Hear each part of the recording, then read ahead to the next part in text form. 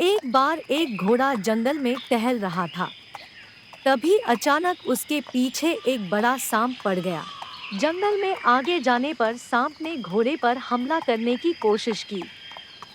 उसने सांप को एक लात मारी और जंगल की ओर भागने लगा। घोड़ा तेजी से जंगल में दौड़ता जा रहा था कि तभी उसे एक बाज दिखाई दिया। बाज ने घोड़े से उसके भागने का कारण पूछा। घोड़े ने कहा कि एक सांप उसके पीछे पड़ा है। क्या तुम उससे बचने में मेरी मदद कर सकते हो? बाज ने कहा कि सांप तो मेरा भोजन है। वह जैसे ही आएगा मैं उसे दबोच लूंगा।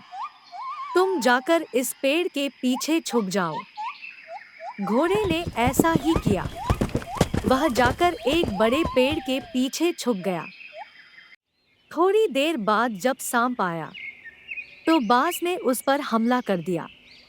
बाज सांप को अपने पंजे में दबाकर उड़ने लगा, किंतु सांप बहुत ही बड़ा था, इसलिए वह बाज के पंजों से छूटकर नीचे गिर गया।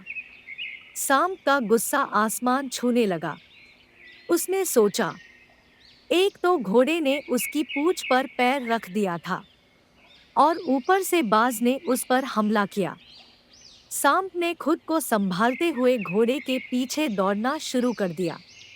घोड़े ने जैसे ही सांप को फिर से आते देखा तो वह भी फिर से तेजी से दौड़ने लगा। दौड़ते दौड़ते दोनों बहुत दूर निकल आए। दोनों ही धीरे धीरे थकने लगे थे। जंगल में बहुत दूर निकल आने के बाद रास्ते में एक नदी पड़ी। घोड़ा जल्दी से नदी में कूद गया और उसे पार कर लिया। लेकिन सांप नदी को पार नहीं कर पाया और वहीं किनारे पर रुक गया। घोड़ा भी नदी के दूसरी ओर आकर थक चुका था, इसलिए वह एक पेड़ के नीचे आराम करने लगा। कुछ ही देर में तेज हवाएं चलने लगी। आसमान में घने काले बादल छाने लगे। कुछ देर बाद घोड़ा उठा और इधर-उधर हरी हरी घास चरने लगा। पास ही में एक किसान का मटर का खेत था। घास चरते चरते वह किसान के मटर के खेत में पहुंच गया। किसान के मटर खाने के बाद घोड़ा वहीं पर सो गया। कुछ देर बाद जब किसान खेत में आया तो उसने देखा कि एक घोड़ा उसके खेत में सो रहा था। किसान ने घोड़े को पकड़ लिया और अपनी झोपड़ी के पीछे बांध लिया।